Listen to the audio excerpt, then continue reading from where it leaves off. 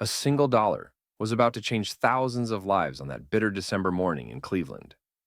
The story that unfolded would sweep across America, but it began with a simple question from a desperate man to the last person anyone expected to stop and listen. Leonard Mitchell hadn't always lived on the streets.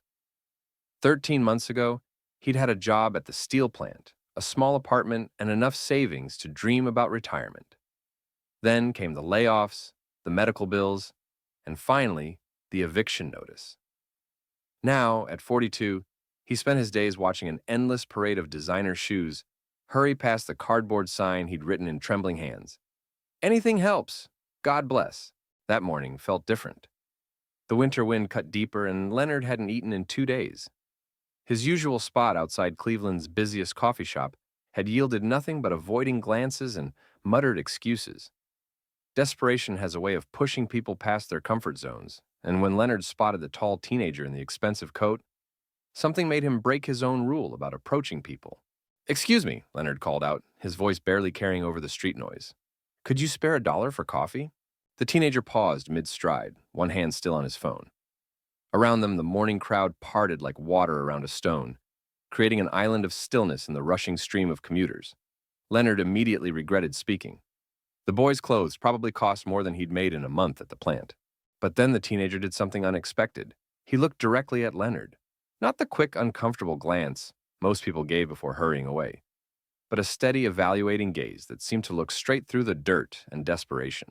"Coffee?" the boy asked, his voice carrying a hint of curiosity rather than judgment. "When's the last time you ate?" The question caught Leonard off guard. Nobody had asked him anything in weeks, let alone about his well-being. "Yesterday," he lied, then immediately corrected himself. "No, day before, I think."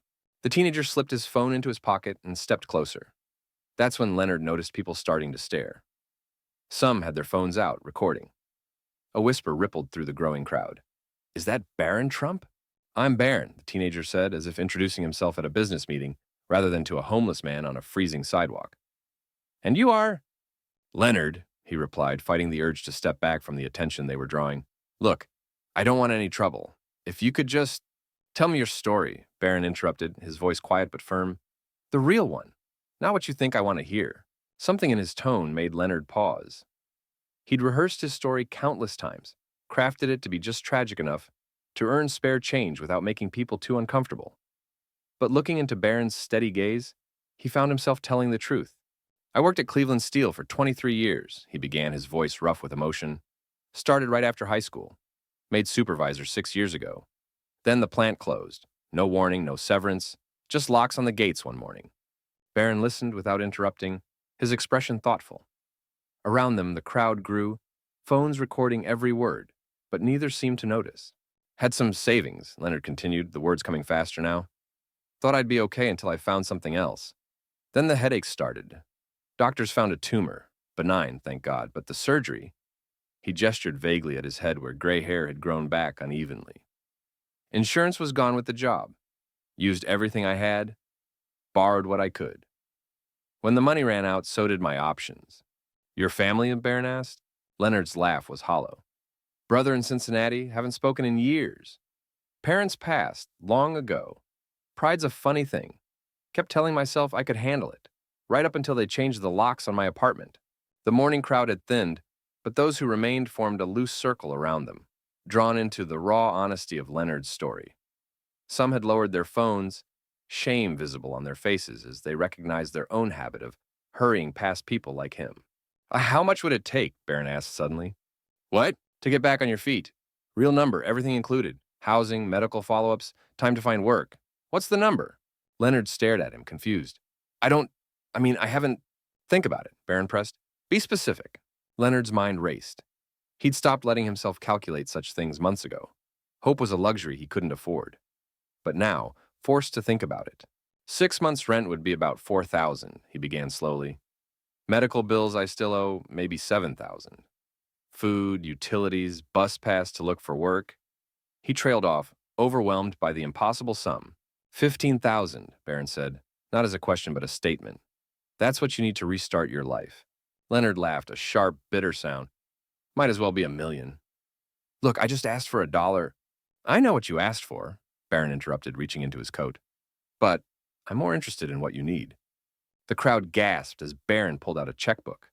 Leonard took an instinctive step back, his mind refusing to process what was happening. This had to be some kind of cruel joke, the kind rich kids played on people like him for social media likes. Stop, Leonard said, his voice shaking. Whatever this is, just stop. But Barron was already writing, his pen moving with deliberate strokes. There's something you should know about me, Leonard. I've spent my whole life watching people make grand gestures for cameras. This isn't that. He held out the check. Leonard stared at it, unable to move. The amount made his vision blur. $15,000. I can't, Leonard whispered, and you don't even know me. You're right, Barron replied, still holding out the check. But I know what it's like to have everyone make assumptions about who you are. Sometimes all it takes is one person willing to see beyond the surface. A woman in the crowd suddenly spoke up. This is just for show.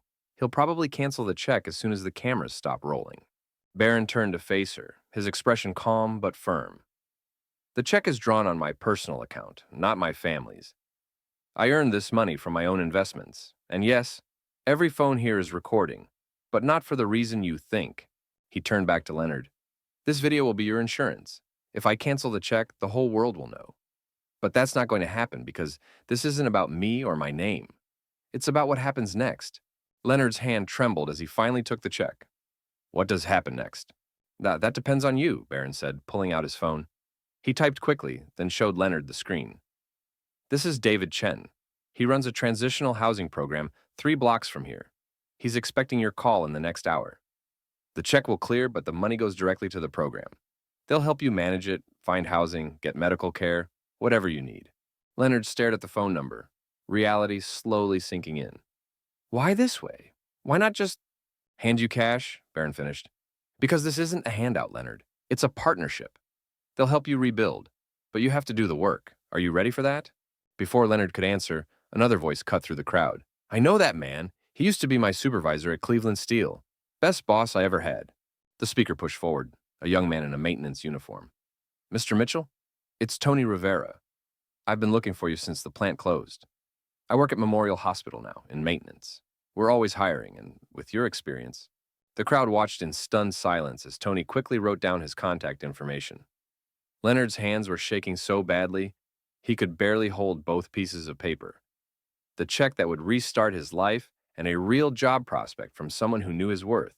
Barron stepped back, watching the scene unfold. His phone buzzed with messages. The video was already spreading online, but his attention remained focused on Leonard's face. Watching hope replace desperation. One more thing, Barron said quietly. When you're back on your feet, remember this moment. Not what I did, but how it felt to have someone believe in you. There are others out there who need that same chance. Leonard nodded, unable to speak past the lump in his throat. Around them, the crowd had grown silent, witnessing something raw and real in a world of carefully curated social media moments. I should go, Barron said, checking his watch. David's expecting your call. Tony's waiting to talk about that job. Your next chapter starts now, Leonard. Make it count. As Barron turned to leave, Leonard found his voice. Wait! How can I ever repay this? Barron paused, looking back with a slight smile. Pay it forward. That's all I ask. When you're ready, help someone else write their comeback story. The crowd parted as Barron walked away, disappearing into the morning rush. Leonard stood there holding 2 pieces of paper that represented more than money. They represented a second chance. What happened next would exceed everyone's expectations. Within hours, Leonard was sitting in David Chen's office, still wearing his worn clothes but sitting straighter, speaking with renewed purpose. The check cleared immediately. David's team moved with practiced efficiency. By sunset, Leonard had a room in their transitional housing facility, appointments scheduled with medical specialists, and an interview set up with Memorial Hospital's maintenance department. But the ripple effects were just beginning. The video of Barron and Leonard's encounter spread faster than anyone anticipated. Unlike typical viral videos, this one sparked action rather than just attention. People began reaching out to local shelters, asking how they could help. Some offered jobs, others volunteered their time. The hashtag #BelieveInComeback started trending. Leonard's story hit particularly close to home in Cleveland's manufacturing community. Former colleagues recognized him from the video, spreading word about his reputation as a skilled supervisor. By the end of the week, he had 3 job offers, Tony Rivera's recommendation carried weight at Memorial Hospital. Within 2 weeks, Leonard wasn't just interviewing. He was hired as a maintenance supervisor, his experience at the steel plant proving invaluable for managing the hospital's complex systems. But the real story was unfolding in ways no one expected. During his first week at the transitional housing facility, Leonard noticed a young man, barely 20, staring at his dinner with hollow eyes he recognized all too well. Instead of walking past, Leonard sat down. "I'm Leonard," he said simply. "Want to tell me your story?" The young man, Marcus, had lost everything to addiction, but was now 6 months clean. He had the skills to work, but couldn't get past the gaps in his employment history. Leonard listened, really listened, just as Barron had done for him. The next day, Leonard made a call to Memorial Hospital's HR department. A week later, Marcus started as an entry-level maintenance worker under Leonard's supervision. Meanwhile, the video of Barron and Leonard had taken on a life of its own. News channels picked up the story, but not for the usual rich kids charity angle. They focused on what happened after, how Leonard's community had rallied around him, how former colleagues stepped forward, how one act of belief sparked a chain reaction.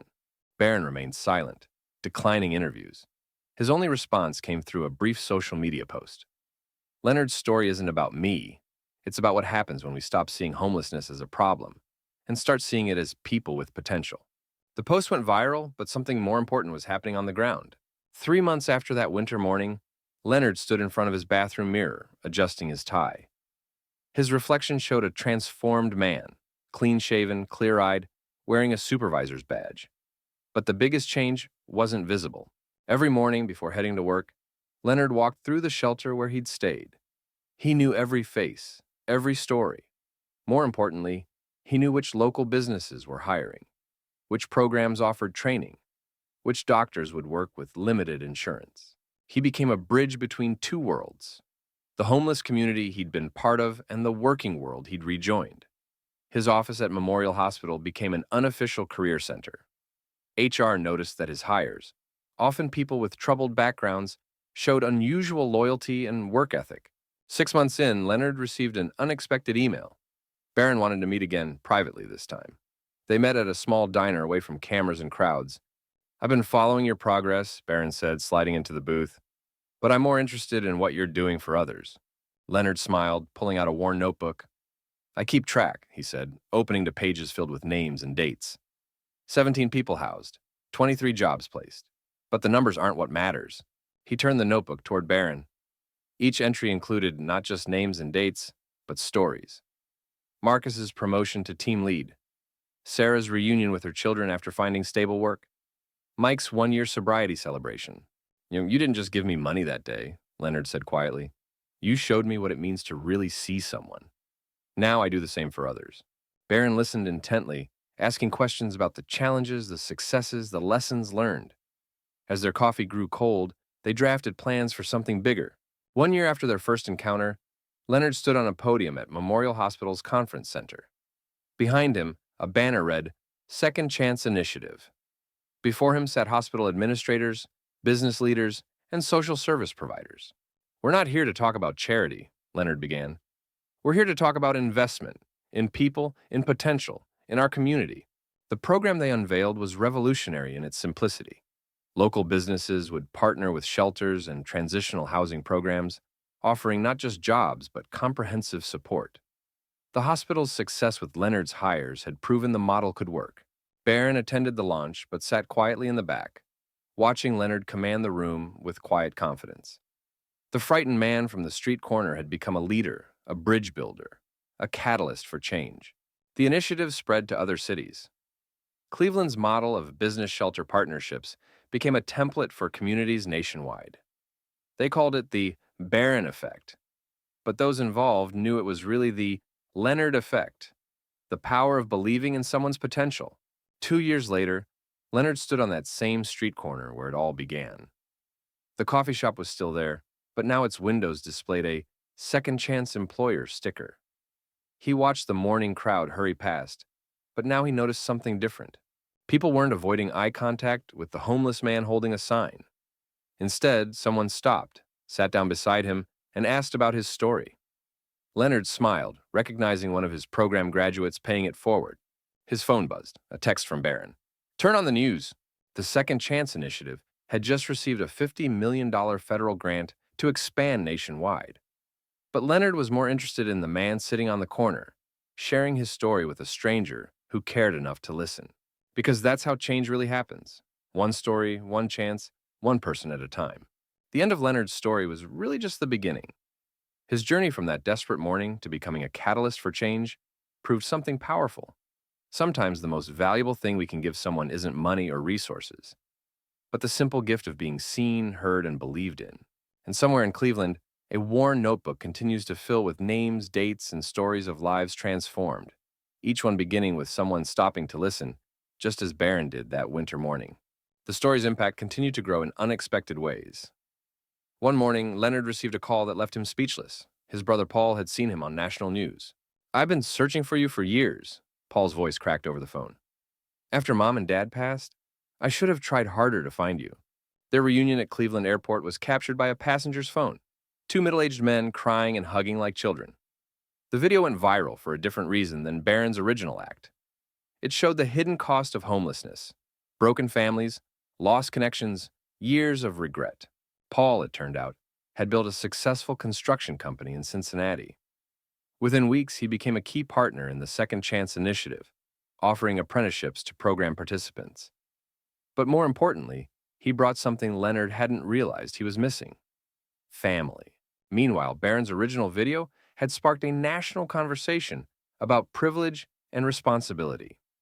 Young people from wealthy families across the country began reaching out, asking how they could make real, lasting impact in their communities. Barron's response came through action rather than words. He quietly established a foundation that matched every dollar raised for the Second Chance Initiative. But the foundation had an unusual requirement. Donors had to personally mentor someone in the program.